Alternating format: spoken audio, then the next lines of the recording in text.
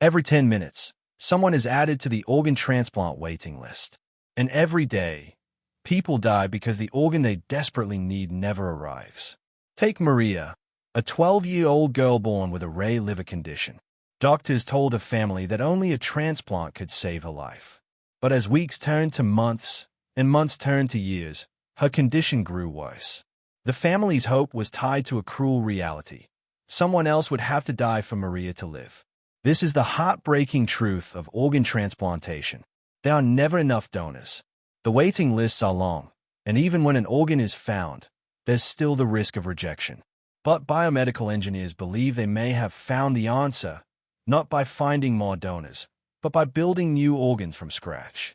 The technology is called 3D bioprinting, and it could rewrite the future of medicine.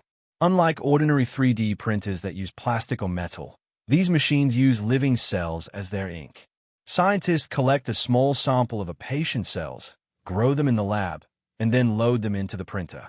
Guided by detailed computer models, the printer lays down layer after layer of these cells, slowly constructing tissues that mimic real human organs. It began with simple creations. Researchers first printed strips of muscle, pieces of cartilage, and patches of skin for burn victims. Then came more complex experiments: tiny blood vessels, liver tissue that could filter toxins, and miniature kidneys capable of basic filtration. Each step proved that living tissue could be built outside the body. The ultimate goal? Entire organs, hearts, livers, kidneys, and lungs, ready to be transplanted into patients like Maria. The idea sounds simple, but the reality is incredibly complex. Consider the kidney. It isn't just a lump of tissue. It's a masterpiece of nature, with millions of microscopic filters called nephrons. Recreating that structure is like building a city the size of a grain of rice, complete with streets, pipes, and working power lines. And yet, progress is being made. In laboratories today, scientists have already printed kidney-like structures that can perform essential tasks. They are not ready for full transplants yet, but they are a glimpse into what the future holds. The impact of this breakthrough would be enormous.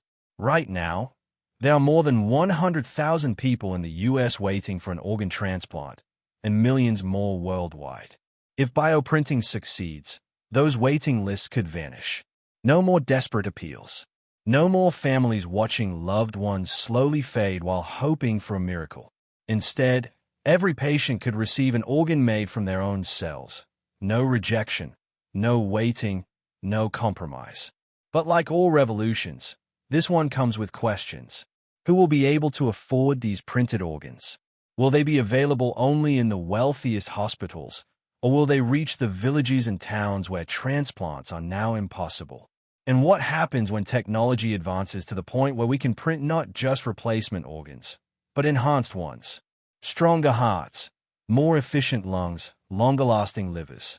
Will we use this power only to save lives, or also to redesign what it means to be human? Maria's story reminds us why this matters. For families like hers, 3D bioprinting isn't just about science. It's about hope. Hope for a world where no child has to die waiting for a donor. Hope for a future where organs are no longer scarce, but as available as medicine from a pharmacy. This is the promise of biomedical engineering, not just extending life, but transforming it. From donor lists to printers, from waiting to receiving, from despair to possibility. And so we are left with a question. If the time comes when a hospital can print you a new organ on demand, would you accept it, or would you still wait for a donor?